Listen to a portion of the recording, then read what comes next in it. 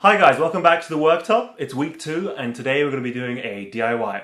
So today's worktop is going to be the workshop. That's not particularly catchy and I've been trying to think of a kind of a catchier phrase for that. The cooking ones, it's pretty simple. Today's worktop is going to be the kitchen counter, which makes sense, but today's worktop is going to be the workshop.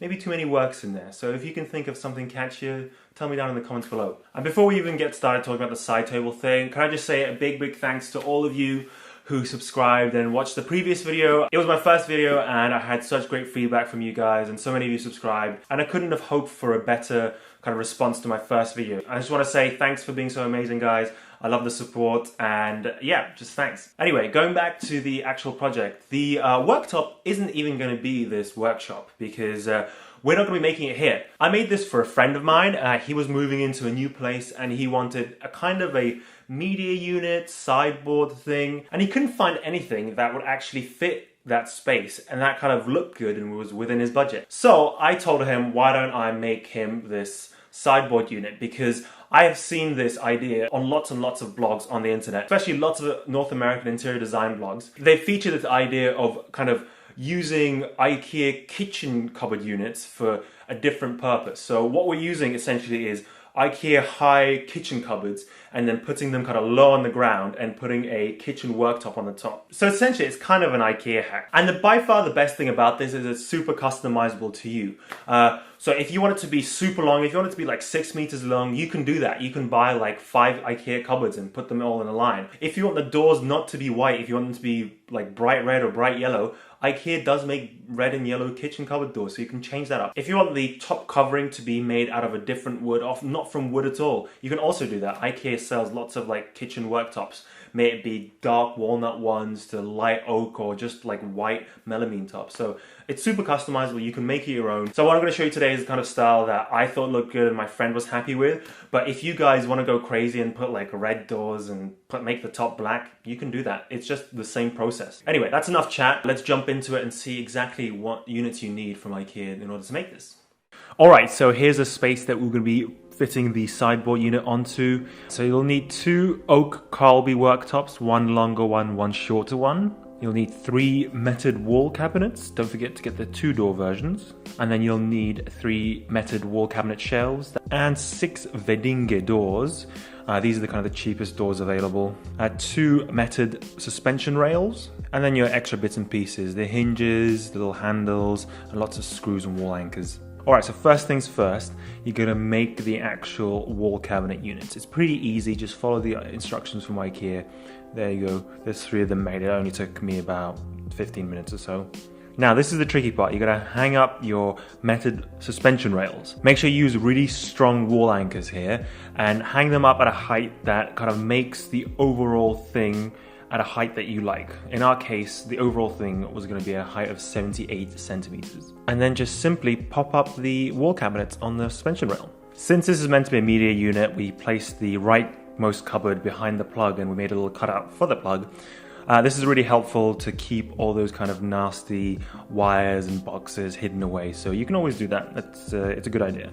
Now you want to just double check and measure the depth of the cabinets with a door attached. It was about 38 centimeters.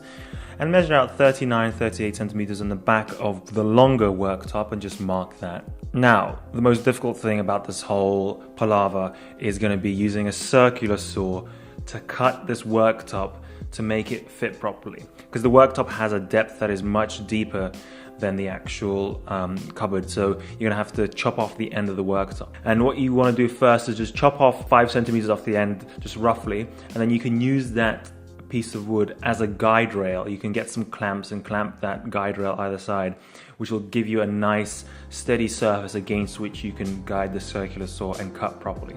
So you want to kind of cut it so you have about 39 centimeters of depth left. So there you go, this is what it looks like with the worktop in place. So just pop it on top for now. Now let's measure up the size of this beauty to get the worktop to cover up the sides as well. You want to get that measurement and mark it on the other worktop that you have. So mark it and then just cut it with the saw again.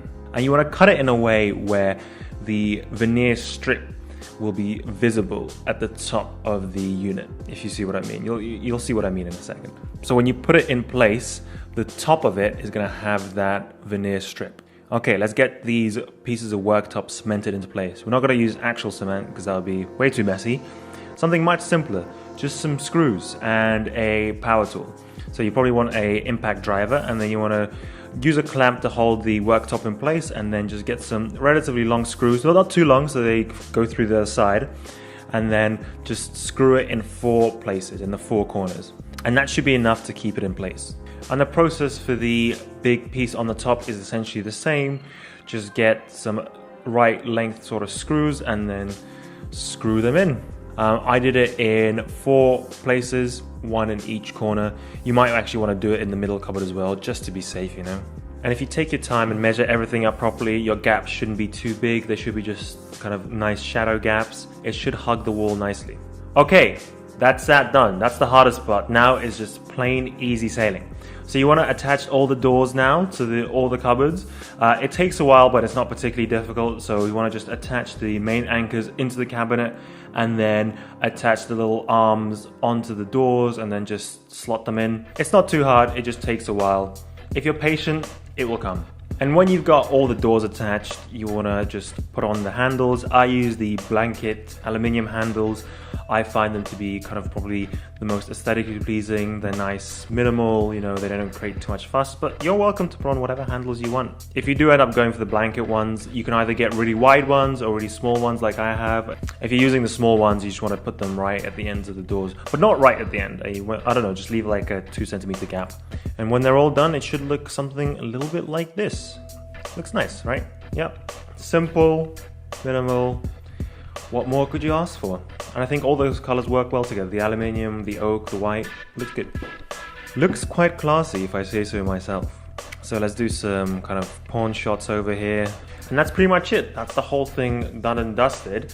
You can really see here how it floats off the floor. And I think it gives it a little bit extra. It looks like it was, well, let's say it looks more expensive than it actually is, I think. There is one thing extra that you can do, but it's not necessary. Because my friend wanted to put his TV on top of this, as I said, it is his media unit, that makes sense. You can use a wide wooden drill bit and drill right through the top of the worktop to create a cable access hole. I drilled this hole and I drilled it good, and it's about the width of an HDMI cable, and that's what you want. It'll pass your power cables and your HDMI cables, that's all you really need.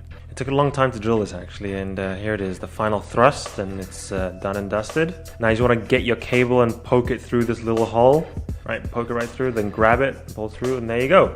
Pop the telly on top. I think it looks great. With that telly there, it looks quite sexy. Oh yeah, look at it. Little floating IKEA sideboard hack unit thing. As I said, the best thing about this is that you can make it fit your space. You can customize it to a finish that you like. And best of all, because all the pieces come from IKEA, it's actually pretty affordable. Now, I'm also going to list all the tools that you need in the description box. So if you're curious about exactly what tools I used, you can find those down below. I'm going to hand over back to me in the shed.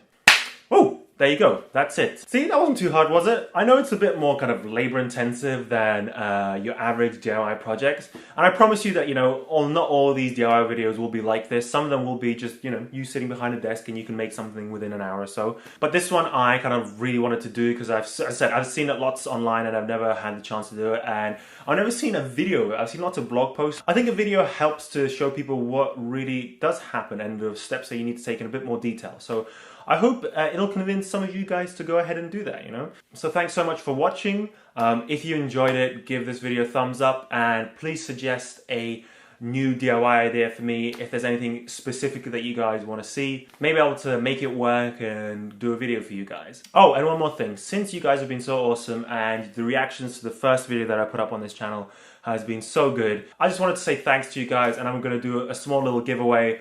I'm going to give away 3 Vitra toolboxes. Vitra toolboxes are exactly what it says on the tin. They're a little toolbox. They're not like a serious one. They're more kind of maybe a desk organizer, I would say. So you can put it on your desk, or you can actually put your tools in there.